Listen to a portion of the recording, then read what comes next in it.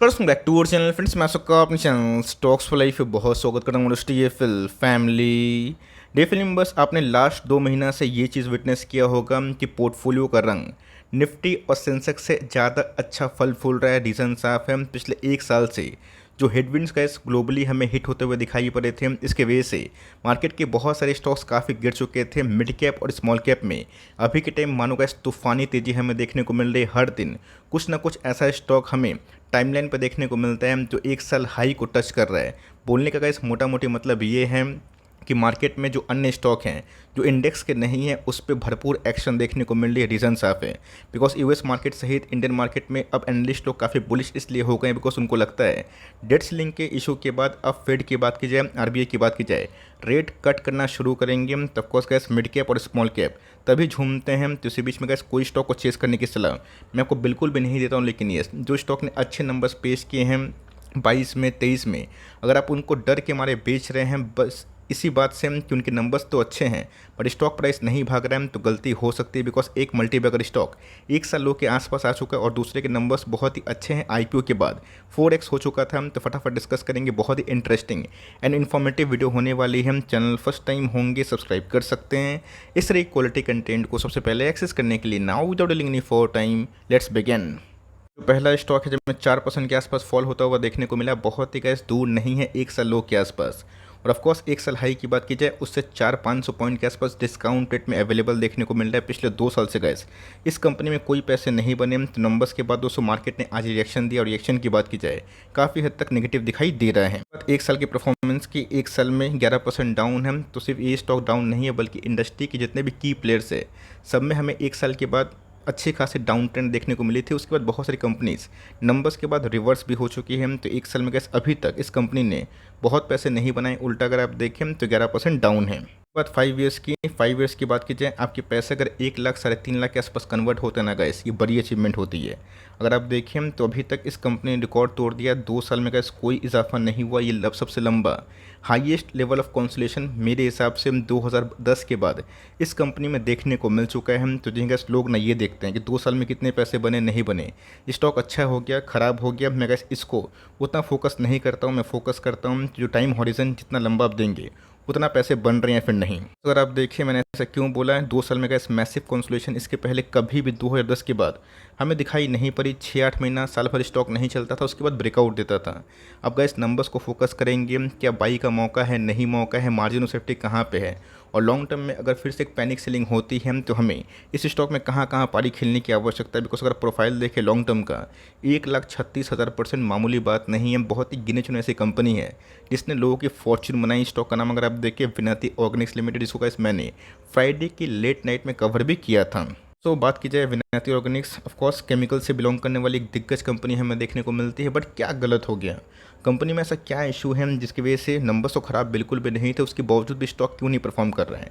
All को अच्छे से पता है केमिकल्स में गैस जो टॉप क्लास कंपनीज है दीपक, फाइन, नवीन फ्लोरिन को छोड़ के गैस एसआरएफ की बात कीजिए वो भी लाइफ टाइम हाई से थोड़ा दूर है। बट इसी बीच में मिड कैप और स्मॉल कैप में वो सेंटिमेंट अभी भी तेज़ नहीं हुए। ऑल तो माइक्रो कैप जो केमिकल्स हैं वो तो तेज़ भाग रहे हैं। तो हमें कैसे ये स्टॉक ना अच्छा खासा डिस्काउंट रेट में मिल रहे हैं, 40 के आसपास भी है जो स्लाइट हाई है। लेकिन यस कंपनी के आरओसी और आरओई की बात कीजिए काफ़ी दिलचस्प है। अच्छे से पता है गैस कि मार्केट कभी कभी लोगों को सरप्राइज कर देता है। बिकॉज जिस स्टॉक को हम लोग बहुत फोकस करते हैं, उम्मीद करते हैं हम 2 साल चलता नहीं है, लोग फ्रस्ट्रेशन में आके भाग जाते हैं और तीसरा साल चौथा साल दोस्तों वही स्टॉक ना पूरे 1 साल के पैसे क्या 5 साल के पैसे बना के देते हैं। तो कंपनी की बात की जाए 2020 में 1000 करोड़ के आसपास रेवेन्यू था, घटा था, फिर बढ़ा और फिर बढ़ा। 22 का जो फाइनेंशियल ईयर वो ख़त्म हो चुका है और उसके बाद कंपनी ने इतना सेल्स कभी विटनेस नहीं किया। कंपनी के ओपीएम हमेशा से हाई होते हैं। कंपनी के नेट प्रॉफिट की बात की जाए वो भी गैस बहुत ही फले फूले और उसके बाद कंपनी का शेयर प्राइस उसको 1 साल लो के आसपास आ चुका है। तो मेरा ऐसा बोलने का मतलब है गैस कंपनी के अगर टॉप लाइन बढ़ रहे हैं, बॉटम लाइन बढ़ रहे हैं, कंपनी प्रॉफिटेबल बिजनेस में काम करती है, कोई भी कॉर्पोरेट गवर्नेंस का इशू नहीं है।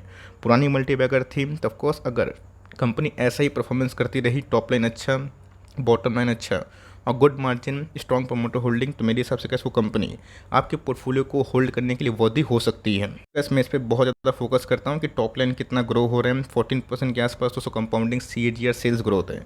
3 साल की बात की जाए 25% के ऊपर है। प्रॉफिटेबिलिटी की बात की जाए वो भी गैस हमें थोड़ा डाउन होता हुआ देखने को मिल रहा है। बट इस साल गैस आपको पता है कि हमें क्या क्या चैलेंजेस देखने को मिले थे। मैं लास्ट फाइनेंशियल ईयर की बात कर रहा हूँ, अभी तो गैस नया फाइनेंशियल ईयर शुरू हो चुका है 23-24 की बात।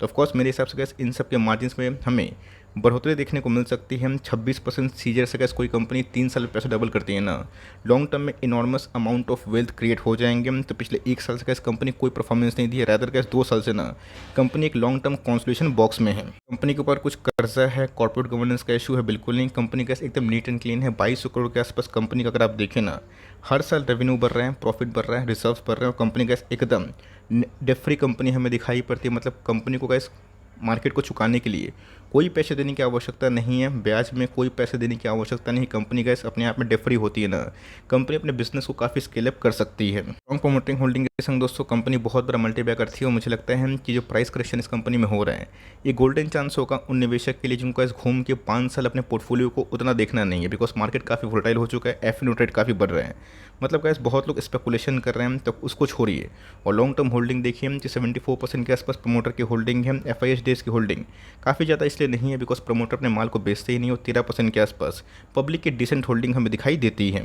सो करना क्या है, करना कुछ नहीं, होल्ड करना है। मैं एक ही बात जानता हूँ कि अच्छी कंपनी को होल्ड करना सीखे, वरना आपका जो इतना मेहनत है ना 2 साल की होल्डिंग का वो शून्य हो जाएगा जब 6 महीना के बाद, साल भर के बाद कभी मार्केट भागे। तब स्टॉक में गैस पकड़ पाना लोगों की बस की बात नहीं होती बिकॉज वो करेक्शन उम्मीद करते हैं और वो फोमो में कन्वर्ट होता है, घूम फिर को टॉप पे खरीदते हैं। तो मेरा ऐसा मानना है कि गैस करंट मार्केट प्राइस में ये स्टॉक खरीदा जा सकता है बिकॉज रिसेंटली गैस इस कंपनी जो बॉटम हिट किया था ना उसके बाद रिवर्सल हुआ था, फिर नंबर्स के बाद पोस्ट रिएक्शन है। अगर दोस्तों गलती से भी ये स्टॉक को बिलो 1700 और 1600 के आसपास मिलते हैं तो वहाँ पे दोस्तों दबा के बाइंग करने का मौका बन सकता है। वैसा नहीं कि उसके बाद गिरावट नहीं हो सकती, स्टॉक मार्केट है, कुछ भी हो सकता है। बट कंपनी बहुत ही अच्छी है और लॉन्ग टर्म कंसोलिडेशन के बाद मुझे लगता है कि इसकी देर या फिर सवेर इसमें ऑफकोर्स एक राइस होना तय है। बट कंसोलिडेशन फेज के वैसा नहीं कि इसके दोस्तों का मूविंग एवरेज पे कोई स्टॉक आता है तो उसके नीचे नहीं गिर सकता। बजाज फाइनेंस की बात की जाए, एशियन पेंट की बात की जाए, ये सब स्टॉक ने गैस उसको छुआ तो ज़रूर बट उसके बाद बाउंस बैक हुआ। बट बहुत कंपनी की बात की जाए वो तोड़ के आया, जैसे डिविस लैब की बात की जाए, बालाजी मेंस की बात की जाए, वेरियस कंपनी की बात की जाए, वो गैस मेक और ब्रेक लेवल है। वहाँ से भी अगर गिरावट होती है तो तैयार रहिएगा।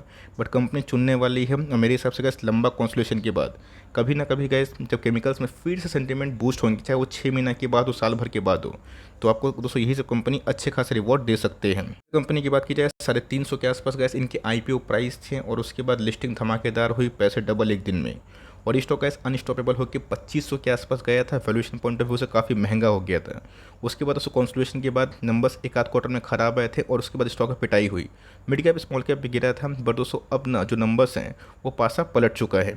स्टॉक दोस्तों IPO के बाद 350 का 2500 के आसपास जाएगा तो आधा वो डिजर्व भी करता है बिकॉज अभी भी IPO प्राइस है ना ये स्टॉक 4x पे ट्रेड कर रहा है। ऑफकोर्स उसे FIS और DS की भी इस कंपनी में रुचि है और नंबर्स इस बार का इस कंपनी कमाल के थे। 1 साल से का इस कंपनी रिकवर तो हो गई है, बट मुझे लगता है कि जिस कद के नंबर्स का इस कंपनी दी है ना वो कब होगा तेज़ी ये किसी को टाइम बता के नहीं आता। बट यस इनके अंदर जो तेज़ी का माहौल है आने वाले कुछ सालों में बन सकता है बिकॉज कंपनी बहुत ही स्ट्रॉन्ग नंबर्स के संग जो गाइडेंस है मजबूती से बढ़ा रही है। कंपनी का नाम अगर आप देखें रूट मोबाइल लिमिटेड। तो मैंने क्या बताया कि टेक्नोलॉजी बेस वाली कंपनी में एक चैलेंज होता है कि टेक्नोलॉजी कभी भी चेंज हो जाती है, लोगों का रवैया और ऑफकोर्स जो हैबिट है वो चेंज हो जाते हैं। केमिकल्स में कंजम्पशन में सब नहीं होता है।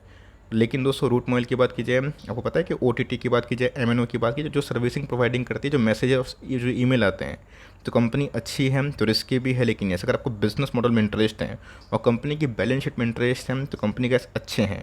अब रिजल्ट के बाद धमाका क्यों नहीं हुआ ये किसी को नहीं पता बिकॉज इसके पहले भी गैस हमने ये चीज़ विटनेस किया है कि बजाज फाइनेंस के बैक टू बैक 4 क्वार्टर के अच्छे नंबर्स आने के बावजूद भी कोई तेज़ी नहीं थी। बट एक बार तेज़ी हुई जब RBI ने गैस फर्स्ट पॉज लाया किसमें, इंटरेस्ट रेट में, और उसके बाद ही दोस्तों उन सब स्टॉक्स में तेज़ी का माहौल देखने को मिला। मतलब मोटा मोटे अगर आप देखें मिड कैप स्मॉल कैप में क्या जो FIS का इन्फ्लुएंस है ना उस पर कभी कभी अच्छी कंपनी के नंबर्स भी काम नहीं करते, और जब एक बार वो इन्फ्लोस आता है, पैसे के फ्लोस आते हैं, तब दोस्तों जो कंपनी पहले अच्छे नंबर्स पेश किए थे ना वो गैस FIS को DS के डार पे काफ़ी हाई होती है। छोटी हैं तो रिस्की भी होगी। हमारा गैस फर्स्ट प्रायोरिटी है रिलायंस, एशियन पेंट, इन्फोसिस, इन सब पे लीडिंग पोजीशन को गेन करना जिससे कैसे पोर्टफोलियो कम से कम बैलेंस हो रहे। मिड कैप स्मॉल कैप में अगर आप रिस्क लेते हैं और बड़ा एलोकेशन तो रिवॉर्ड मिलेगा और डाउन साइड के लिए भी रेडी रहिएगा, तब गैस कुछ कंप्लेन करने का बनता ही नहीं है। आप अगर सोच लिए हैं कि मुझे हाई रिस्क चाहिए तो रिवॉर्ड मिलेगा, और रिस्क नहीं चाहिए तो कंपनी को दोस्तों जितने पोर्टफोलियो के स्टॉक्स है उसको हेज करके चलिए, मतलब मिड कैप भी रखिए, लार्ज कैप भी रखिए, स्मॉल कैप भी रखिए। तो कंपनी का साइज छोटा है तो रिस्क भी है बट कंपनी अच्छी है। एक समय गैस 55-60 के आसपास पी पे ट्रेड हो रही थी, आज 30 के लगभग पी है। और कंपनी के ROC ROE की बात की जाए ये भी क्वाइट इंप्रूव हो चुके हैं। क्या बताएं दोस्तों, ऐसी बहुत सारी कंपनीज हैं जो एक साल पहले नहीं चल रही थी back to back strong numbers के बावजूद भी। उसके बाद दोस्तों क्या हुआ, एक न्यूज़ के बाद वो सब कंपनी चलना शुरू हो गई, मतलब मार्केट उनके नंबर्स को छोड़ के उस इंडस्ट्री में प्रॉब्लम है या फिर नहीं उसको देख रहा था। जैसे कि मैंने बजाज फाइनेंस का एग्जांपल दिया, तो कंपनी तो कैसे बहुत ही अच्छा ग्रोथ करी। 23 में तो कैसे कंपनी ने ना $500 बिलियन के आसपास टॉप लाइन विटनेस किया, जो मामूली बात नहीं है। मार्जिन भी ठीक ठाक है। और कंपनी की प्रॉफिटेबिलिटी की बात की जाए लास्ट ईयर से कैसे दोगुना, जो कैसे कभी भी इस रफ्तार से कंपनी IPO के बाद तो प्रदर्शन नहीं करी थी। और IPO के बाद ना कंपनी सही में जो शेयर होल्डर्स की भरोसा थी उस पर कायम ज़रूर रही है। कंपनी में कैसे डेट का उतना बर्डन नहीं है, 1700 करोड़ के आसपास रिजर्व है जो उनके मार्केट कैप से काफ़ी हावी है, मतलब बड़ा है। बोरिंग्स की बात की जाए पिछले कुछ समय से बढ़े तो है बट ये बहुत ही कंट्रोल में है। प्रोमोटर्स ने अपने स्टेक ऑफलोड किए थे, रीजन साफ था, उनको बेचना था कोई पार्टी को। और जो एंकर इन्वेस्टर होते हैं, एंजल इन्वेस्टर होते हैं, वो कोई FIS को माल थमाते हैं जब लाइक IPO के पहले जो इन्वेस्टमेंट होते हैं। रही बात FIS और DS की, इनकी होल्डिंग ठीक ठाक है और पिछले कुछ समय से DS की होल्डिंग बढ़ी है। पब्लिक होल्डिंग की बात की जाए ये भी हमें क्वाइट सफिशिएंट दिखाई देती है। तो इसमें और FL में क्या हो रहा है, मैंने क्या बताया कि ग्लोबली का इनका एक्सपोजर US में, UK में ज़्यादा है। अब उधर पे गैस रिसेशन तो जब प्रोबेबिलिटी लोग बता रहे हैं, लेकिन फिर भी गैस डैक्स तो लाइफ टाइम हाई पे क्रॉस भी कर दिए है। बोलने का मतलब ये है कि जिसका गैस एक्सपोजर ना US बाज़ार में होता है ना, तो उस देश की इकोनॉमी कैसे चल रही है, रिसेशन आएगा नहीं आएगा, उस पर खास फोकस होनी चाहिए। एप्पल के नंबर गैस बिल्कुल भी ख़राब नहीं थे, फिर भी वो 1500 का स्टॉक फिर से 900 के आसपास आ गया ना। बोलने का मतलब ये है कि मार्केट गैस अब उसको आउटलुक को चेक कर रहा है जहाँ पे इनकी एक्सपोजर जाता है। और इसलिए शायद गैस इसमें तेज़ी नहीं आ रही, बट कंपनी अच्छी है, फंडामेंटली अच्छी है। और जिस देश पर इनकी एक्सपोजर काफ़ी हाई है, अगर वो रिसेशन से निकल जाते हैं और उसमें गुड न्यूज़ आती है, ग्लोबल रैली होती है, तो मेरे हिसाब से कैसे ये भी देर या फिर सवेर पार्टी ज्वाइन करेगा। तो भी कैसे आपके ऊपर डिपेंड करता है कि आपको कंपनी कैसे लगती है। कंपनी कैसे पिछले कुछ समय से ब्रेकआउट के लेवल पे आ चुकी थी, आज भी तेज़ी थी, वॉल्यूम कैंडल बढ़ना स्टार्ट हो चुके हैं। कंपनी दमदार है, आपके पोर्टफोलियो में कंपनी लॉस में ना बेचे, टाइम भले देना पड़ सकता है, बट कंपनी ने तो कैसे अच्छे नंबर से पेश किया। अब देखते हैं कि ग्लोबली कुछ न्यूज़ ऐसी होती है इसका इम्पैक्ट इंडस्ट्री ये पड़ता है, वो कब तक रिजॉल्व होगा। तो आपका क्या पॉइंट ऑफ व्यू बताइएगा ज़रूर। बिकॉज एप्पल, रूट मोबाइल, विनाती सब अच्छी कंपनी है। यस, कुछ कंपनी नहीं है तो पुराना ट्रैक रिकॉर्ड हमारे पास नहीं है, उसको अगर आप एडजस्ट कर सकते हैं तो ऑफकोर्स एक रिस्क इन द सेंस कि आप एक दाव खेल सकते हैं डेट फ्री कंपनी पे, स्ट्रॉन्ग प्रोमोटर होल्डिंग वाली कंपनी पे और हाई ग्रोथ वाली कंपनी पे। तो दोनों में से किसको आप होल्ड करते हैं कमेंट बॉक्स में ड्रॉप करना ना भूलिएगा। ये मेरा पर्सनल पॉइंट ऑफ व्यू है, आप डिफर कर सकते हैं। और कुछ भी करने से पहले गैस आप अपना रिसर्च ज़रूर कंडक्ट करें। तो इसी नोट पे शायद मैं वीडियो को एंड करता हूँ। तो मिलते हैं जल्दी ही, तब तक के लिए bye. Thanks for listening friends, God bless you all.